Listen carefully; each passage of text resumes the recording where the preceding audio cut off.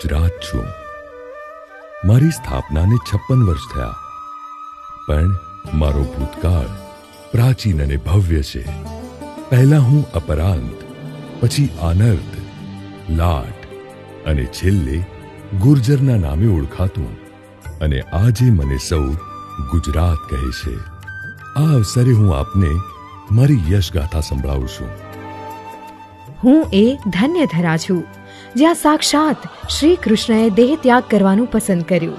મને પ્રથમ જ્યોતિર્લિંગ સોમનાથ, શક્તિપીઠ અંબા, બહુચરા અને મહાકાળીના આશીર્વાદ છે.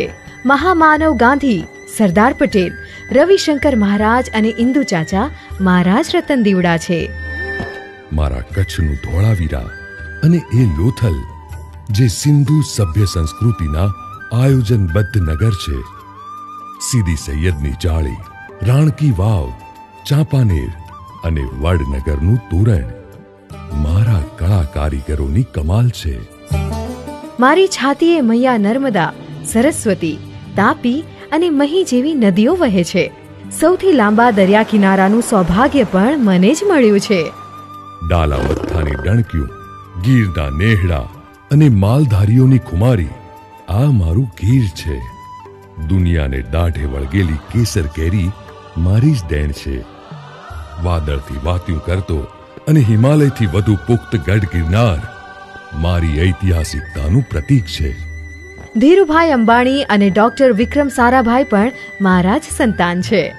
તો કવિ નર્મદ, ગોવર્ધન રામ ત્રિપાઠી, ઉમાશંકર જોશી, મુનશી અને મેઘાણી પણ મારી મોંઘેરી જાણસ છે. મૂળે તો હું કળા અને પ્રાચીન સંસ્કૃતિની ધરોહર છું.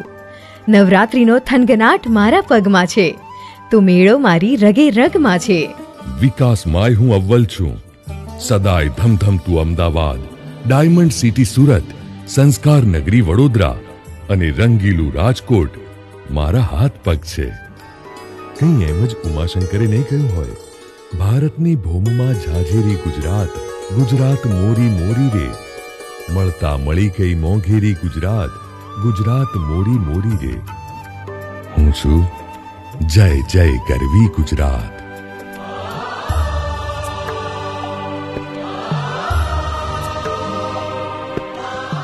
ગર્વ છે, અમે ગુજરાતી છીએ.